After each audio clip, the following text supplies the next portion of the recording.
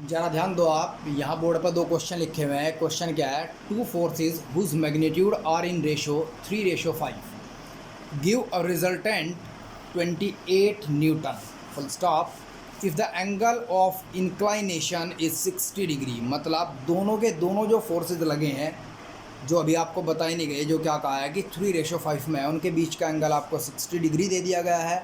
तो आपको मैग्नीट्यूड निकालना है कि वो दोनों फोर्सेज कितने मैग्नीट्यूड के थे। कॉन्सेप्ट क्लियर जी, 101%। फिर जो दूसरा क्वेश्चन है वो क्या कहता है, a motor boat is moving towards north, जो नॉर्थ की तरफ चलती है एट 25 किलोमीटर पर आवर। तो उसकी आपको स्पीड दे दी या वेलोसिटी का मैग्नीट्यूड कह दीजिएगा, आपको दे दिया गया 25 kilometre per hour. And water current in the region, मतलब जो वहाँ वाटर के फ्लो की स्पीड है वो कितनी है, 10 kilometre per our in the direction of 60 degree of east of south. ठीक है जी, ईस्ट से साउथ की तरफ, साउथ से ईस्ट की तरफ 60 डिग्री के एंगल, साउथ से ईस्ट की तरफ, मतलब क्लियर, ईस्ट ऑफ साउथ। और find resultant velocity of the body. चलो जी, फर्स्ट क्वेश्चन पर जरा ध्यान दो। पहले फर्स्ट क्वेश्चन में क्या लिखा गया, दोनों फोर्सेस के रेशियो है 3:5। तो एक फोर्स को F1 मान लीजिएगा आप, एक फोर्स को F2, और F1 की वैल्यू किसके बराबर होगी, 3F के, F2 होगा फिर 5F, क्योंकि दोनों की रेशियो क्या है, 3:5। और रिजल्टेंट आपको दे दिया गया 28। ये न्यूटन में होगा 101%, ये आपको पता है, क्यों, क्योंकि फोर्सेस की बात चल रही है। इसके बाद रिजल्टेंट फोर्स का फॉर्मूला यूज करेंगे, R is equals to root F1 का स्क्वायर प्लस F2 का square plus 2F1 F2 cos 60 degree, क्योंकि दोनों फोर्सेस के बीच का एंगल कितना दिया गया है, 60 डिग्री। अब F1 की वैल्यू आपने क्या मानी है, ये, और F2 की वैल्यू क्या मानी है आपने, 5F। तो दोनों की वैल्यू रख दीजिएगा यहाँ। फिर 2 एज इट इज, F1 की जगह 3F और F2 की जगह आप 5F लिखेंगे, और cos 60 की वैल्यू होती है 1/2। 2 से आप 2 को कैंसिल करेंगे, आपके पास यहाँ से आएगा 9F स्क्वायर, यहाँ से 25F स्क्वायर, और 3 5 जा 15F स्क्वायर। आप इसका सम कर दीजिएगा, ये आपके पास आएगा 49F स्क्वायर। इस स्क्वायर से ये रूट कटा F के ऊपर, और 49 रूट से बाहर आ गया 7। तो R is equal to 7F आपके पास आ गया। R की वैल्यू आपको गिवन है, R की वैल्यू आपको है 28 न्यूटन गिवन। तो 7 से डिवाइड कर दो 28 को, आप F की वैल्यू निकाल लेंगे। अब बात करते हैं जी F1 कैसे निकालना है। आप F की वैल्यू यहाँ रखिएगा, तो 3 4 जा 12 न्यूटन F1 आएगा आपके पास। फिर F की वैल्यू यहाँ रखिएगा, तो 4 5 जा 20 न्यूटन, ये आपके पास सेकेंड फोर्स निकल जाएगा। अब बात है कि आंसर चेक कैसे करेगी, आंसर सही है गलत। दोबारा से आप ये फॉर्मूला पकड़िएगा, और इस फॉर्मूले में आप यहाँ रख दीजिएगा 12, और यहाँ रख दीजिएगा 20 का स्क्वायर। कॉन्सेप्ट क्लियर, यहाँ रख दीजिएगा 28। अगर फिर एंगल दोनों के बीच का 60 डिग्री निकलता है तो आपका आंसर सही है, अदरवाइज आपका आंसर गलत है। इसे लिखिए जरा, फिर नेक्स्ट क्वेश्चन करते हैं। ये क्वेश्चन जबरदस्त है, ऐसा कोई ना कोई क्वेश्चन आपको किसी कंपटीशन में जरूर मिलेगा, 101%।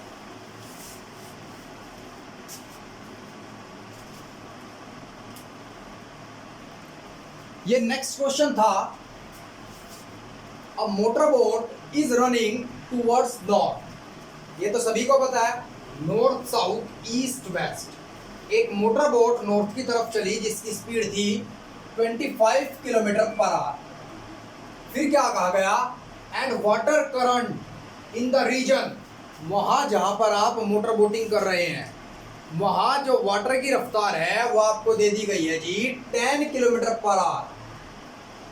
लेकिन किस डायरेक्शन में, 60 degree east of south, south से ईस्ट की तरफ 60 डिग्री के एंगल पर। Concept clear. अब बात है कि दोनों वेक्टर, मतलब जो वेलोसिटी वेक्टर ऑफ मैन है और वेलोसिटी वेक्टर ऑफ वाटर है, दोनों के बीच का एंगल कितना होगा। जब ये 60 है और दोनों एंगल ये लाइन पर है, ये भी और ये भी, तो 180 टोटल होता है। तो 60 ये बचा, तो ये कितना बचा, 120 डिग्री। Concept clear. तो रिजल्टेंट आप निकालेंगे, दोनों का रिजल्टेंट तो R is equals to V M square plus V W square, मतलब वेलोसिटी ऑफ मैन का स्क्वायर, वेलोसिटी ऑफ वाटर का square plus 2 velocity of man velocity of water cos theta. यहाँ थीटा क्या लेंगे आप? थीटा लेंगे 120 degree, क्योंकि दोनों वेलोसिटीज के बीच का एंगल ही क्या है? 120 डिग्री है। मतलब क्लियर? बच्चा वहां गलती करेगा जहां इस 60 डिग्री एंगल को ही एंगल थीटा मान लेगा। आपको हमेशा दोनों वेक्टरों के बीच का एंगल निकालना होता है। सबसे पहले वो एंगल आपको यहाँ 120 डिग्री दिखाई देगा। अब इनकी वैल्यूज रख दीजिएगा। तो R किसके बराबर होगा, जरा ध्यान दीजिए भाई, 25 का स्क्वायर प्लस 10 का स्क्वायर प्लस 225 10 और cos 120 डिग्री। भाई cos 120 डिग्री की वैल्यू किसके बराबर होती है? माइनस हाफ के। ये बात आप याद रखें, ठीक है जी। R is equals to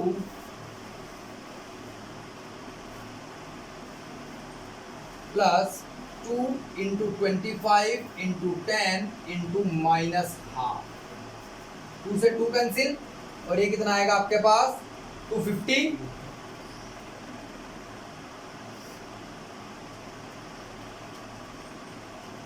250 minus का हो जाएगा, ठीक है जी। आंसर कैलकुलेट कीजिए, रिजल्टेंट क्या आया? जल्दी कैलकुलेट कीजिए, रिजल्टेंट क्या आया?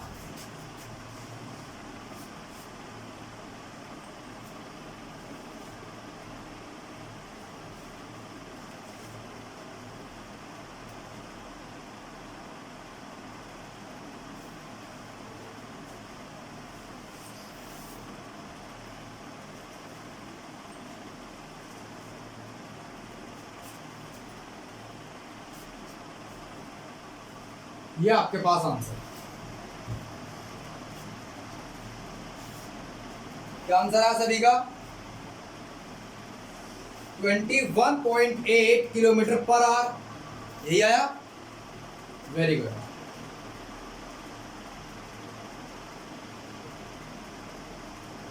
Very good. अब आपको याद रखना है, जहां भी आपको बोट और वाटर से रिलेटेड क्वेश्चन होंगे, सबसे पहले आपको डायरेक्शन बनानी आनी चाहिए। उसके डायरेक्शन के बाद आपको एंगल निकालना आना चाहिए, तब आप रिजल्टेंट निकालेंगे। Is that clear to all of you और नॉट? 100% क्लियर? कोई दिक्कत? अगर मान लीजिए इसी क्वेश्चन को थोड़ा सा एक्सटेंड कर दिया जाता है और आपसे पूछा जाता है कि find the direction of resultant, तो हमेशा याद रखेंगे आप, जो रिजल्टेंट की आप डायरेक्शन लेंगे उसके लिए जो अल्फा एंगल लेते हैं आप या बीटा एंगल लेते हैं, वो हमेशा आप जो मोटर बोट होगी, समझ रहे ना, वहां से ड्रॉ करेंगे, क्योंकि उसके रेस्पेक्ट में आप आंसर निकालते हैं। ठीक है जी भाई, हमेशा आप मान लीजिए रिजल्टेंट यहाँ आया, ठीक है, अगर ये रिजल्टेंट है तो हमेशा यहाँ से आप डायरेक्शन लेंगे, क्योंकि ये हॉरिजॉन्टल कंपोनेंट माना जाएगा, क्योंकि इसी की तो आप रिजल्टेंट वेलोसिटी निकालते हैं। पर्सन की क्या रफ्तार, हम क्या करते थे, इनिशियल वेक्टर यहाँ लेते थे, वेक्टर ए, अगला वेक्टर यहाँ लेते थे, वेक्टर बी, और यहाँ हमारे पास आता था बी साइन थीटा, और यहाँ हमारे पास बी कॉस थीटा आता था। तो हम टेन बीटा की वैल्यू निकाल लेते थे, बी साइन थीटा अपॉन ए प्लस बी कॉस थीटा, ये निकालते थे, याद है। फिर बीटा इनवर्स करके हम क्या निकाल लेते थे, beta is equal to tan inverse, ये क्या निकालते थे, डायरेक्शन। तो यहाँ क्या होगा, यहाँ इनिशियल वेक्टर आपका ये होगा, मतलब वेक्टर ए, और वेक्टर भी आपका ये होगा। तो जहां यहाँ पर बी था, आप वेलोसिटी ऑफ वाटर रखते चले जाएंगे। Is that clear to all of you और not? 100% clear? Clear to all of you? चलो क्वेश्चन करो ये जल्दी, इसमें डायरेक्शन दिखाओ निकाल करके।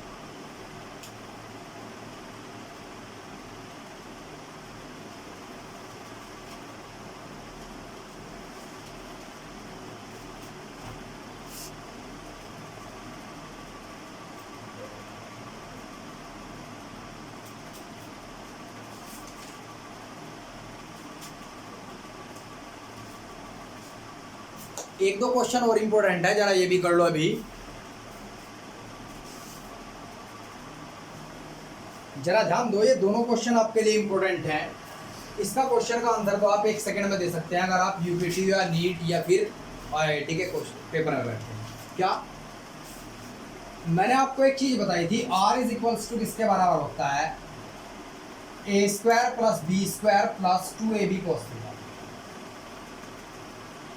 ये था ना जी, ये आपके पास स्पेशल केस था। मैंने कहा दोनों वेक्टरों के बीच का एंगल क्या है, ठीक है। तो एक स्पेशल केस में मैंने आपको बताया था अगर थीटा की वैल्यू आप 90 डिग्री रख देते हैं तो कोस 90 की वैल्यू 0 हो जाएगी और ये पूरी टर्म 0 आ जाएगी और आपके पास जो r की वैल्यू होगी वो root P square plus Q square के बराबर होगी। तो r स्क्वायर किसके बराबर होगा, P square plus Q square. Let us consider, आपने मेरी बात तब ध्यान से नहीं सुनी थी जब मैंने आपको parallelogram law of vector addition पढ़ाया, तो आपके दिमाग में कंसेप्ट नहीं आएगा। जैसे कि अभी शिल्पी ने एकदम से कहा कि सर 90 डिग्री आंसर, और जतिन ने कहा कि 90 डिग्री आंसर। क्यों? क्योंकि इनके स्पेशल केस याद था, इन्होंने बहुत ध्यान से सुनी थी मेरी बात। आप लोगों ने, बाकी ने मेरी बात ध्यान से नहीं सुनी, तो इसीलिए आप लोगों को कैलकुलेट करना पड़ेगा। आपको कैलकुलेट किस तरीके से करना पड़ेगा, आप सबसे पहले इसमें r की वैल्यू, r स्क्वायर की वैल्यू आपको गिवन है P square plus Q square, और एक r स्क्वायर की वैल्यू आपके पास ये भी होती है P square plus Q square plus 2pq cos theta होती है जी, होती है। रिजल्टेंट वेक्टर जब निकाला था तो ये वैल्यू उठा करके यहाँ रख दीजिएगा, तो P square plus Q square आ गया आपके पास P square plus Q square plus 2pq cos theta. My dear, ये इधर आया तो माइनस हो गया, इधर क्या बचा आपके पास, अब क्या बचा, तो 0 2pq कॉस थीटा। तो कॉस थीटा, ये टर्म भी आप 0 के नीचे ले जाइएगा तो 0 बचा, तो थीटा किसके बराबर बचा, कॉस इनवर्स 0, और कॉस इनवर्स 0 की वैल्यू क्या आती है 90 डिग्री। तो यहाँ पर p वेक्टर और q वेक्टर के बीच का एंगल कितना है 90 डिग्री। अगर आप एक्स्ट्रा ऑर्डिनरी स्टूडेंट थे तो पहले आपके याद होगा 101% स्पेशल केस। अगर आपने उस वक्त इतना ध्यान नहीं दिया कि विशाल सर स्पेशल केस जो कराते हैं वो इम्पोर्टेंट है, तो आप लोग इस तरीके से भी निकाल सकते हैं। ठीक है जी, कॉन्सेप्ट क्लियर जी, कोई दिक्कत यहाँ तक? अगर किसी बच्चे को दिक्कत ना हो तो आप स्पेशल केस बहुत ध्यान से पढ़ा करो, कुछ ज़्यादा नहीं पढ़ना पड़ता, उसी से आधे क्वेश्चन सॉल्व हो जाएंगे। अब नेक्स्ट क्वेश्चन जरा यहाँ देख लो, find the unit vector parallel to the resultant of A vector and B vector. क्या कहा गया आपको कि एक यूनिट वेक्टर कैलकुलेट कीजिएगा जो पैरेलल हो ए वेक्टर के और बी वेक्टर के रिजल्टेंट के। तो सबसे पहले तो मुझे रिजल्टेंट ही कैलकुलेट करना पड़ेगा। रिजल्टेंट का फॉर्मूला क्या होता है, ए वेक्टर प्लस बी वेक्टर। चलो जी ऐड करो बेटा जल्दी। यहाँ से क्या 4i, यहाँ से क्या माइनस जे, और यहाँ से क्या माइनस का के। ये रिजल्टेंट आया, दोनों को ऐड कर दिया मैंने सिंपली, ये रिजल्टेंट आया। अब एक ऐसा यूनिट वेक्टर कैलकुलेट करना है जो पैरेलल हो, तो सीधी बात है यार, यूनिट वेक्टर किसके बराबर होता है, vector r upon magnitude of vector r। तो ये जो वेक्टर होगा यही तो डायरेक्शन देगा इसकी, मतलब ये यूनिट वेक्टर इसके पैरेलल होगा। तो सीधी बात है, आपसे कहा कि ये कैलकुलेट करके दिखाओ, तो ये कैलकुलेट कर लो। r का मैग्नीट्यूड निकालो, मैग्नीट्यूड निकालना या मॉडुलस निकालना मैंने सिखाया था, जो i के साथ कंपोनेंट होगा उसका स्क्वायर कर दो। j के साथ कुछ नहीं है तो मतलब -1 है यहाँ, क्योंकि माइनस j है, और k के साथ कुछ नहीं है मतलब -1 है तो -1 का स्क्वायर। Concept clear? तो r की वैल्यू आपके पास जो आई वो किसके बराबर आई माय डियर, 16 + 1 + 1, तो ये आपके पास आया √80 आ गया। अब आपको क्या निकालना है, unit vector which is parallel to the vector r, vector r के जो पैरेलल है। Concept clear? तो जो वेक्टर r के पैरेलल है उसे निकालने के लिए आप यहाँ वैल्यू रख दीजिएगा वेक्टर की, और यहाँ वैल्यू रख दीजिएगा इसके मैग्नीट्यूड की, तो आपके पास ये भी आंसर आ जाएगा। ध्यान दो जरा, ये आपके पास answer vector 4/18i minus 1/√18j और minus 1/√18k। It is the unit vector which is parallel to the resultant of vector A and vector B. Concept clear to all of you or not? Concept clear? 100%? चलो note करो जल्दी।